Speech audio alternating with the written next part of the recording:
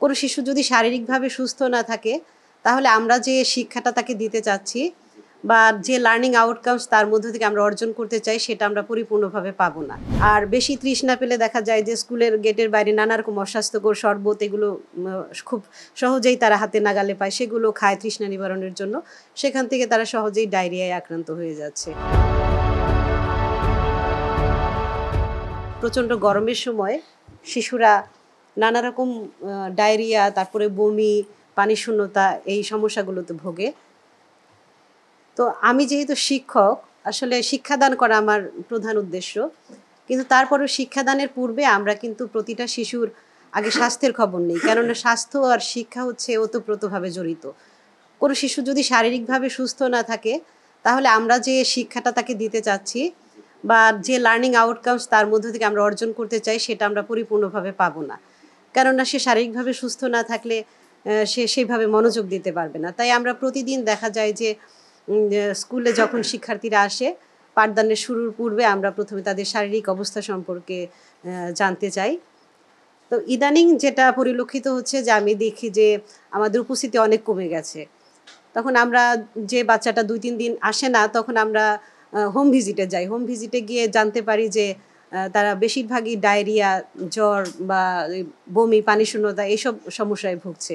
তো কারণ খুঁজতে গিয়ে আমরা দেখি যে প্রচণ্ড গরমে আসলে বাচ্চারা অনেক খেলাধুলা করে স্কুলে, যেটা আমরা নিষেধ সত্ত্বেও তাদের কন্ট্রোল করা যায় না। আসলে এটা তাদের স্বভাবজাত ধর্ম, দৌড়াদৌড়ি, ছোটাছুটি করা।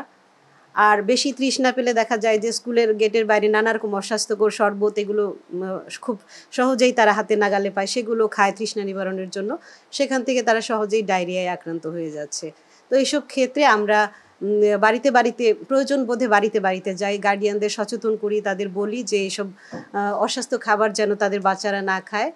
আর ডায়রিয়া এসব হলে, পানির শূন্যতা হলে যে মারাত্মক সমস্যাগুলো হতে পারে, আমরা ইতিমধ্যে আমাদের যে পূর্ববর্তী শ্রদ্ধেয় বক্তাগণ বলে গেছেন যে শিশুরা যদি ডায়রিয়া বা পানির শূন্যতায় আক্রান্ত হয় তাহলে প্রথমে ক্লান্তিবোধ বা অবসন্নবোধ এগুলা করে, কিন্তু একসময় হয়তো সেটা মারাত্মক পর্যায়ে যেতে পারে, তাদের খিঁচুনি হয়, অজ্ঞান হয়ে যেতে পারে, কখনো কখনো দেখা যায় যে সেটা মৃত্যুও ডেকে আনে।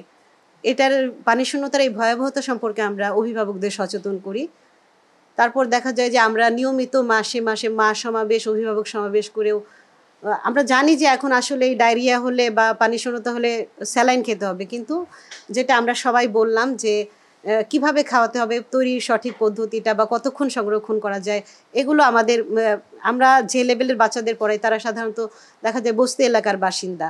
তো তাদের অভিভাবকরা বেশিরভাগই দেখা যায় যে এই সম্পর্কে তেমন সচেতন নয়, আমরা সেসব ব্যাপারে তাদের সচেতন। আর এই শিশুদের মতো বয়স্কদের ক্ষেত্রেও সেম কথা বলবো যে তাদের আসলে বয়স বাড়ার সাথে সাথে রোগ প্রতিরোধ ক্ষমতাটা কমে যায়, বিভিন্ন অঙ্গ প্রত্যঙ্গ সঠিকভাবে আগের মতো কাজ করে না। তখন যদি সেই ক্ষেত্রে তাদের ডায়রিয়া, বমি হয়, তারা অন্যান্য রোগের জন্য যেসব ওষুধ খায়, আসলে পানি শূন্যতার কারণে সেই ওষুধগুলো আমার মনে হয় ঠিকমতো কাজ করে না, আমি যতটুকু আর কি জানি, হয়তো ভুল হতে পারি। তো সেই ক্ষেত্রে এই জন্য ওর স্যালাইন সেই ক্ষেত্রে একটা বিশেষ ভূমিকা পালন করতে পারে।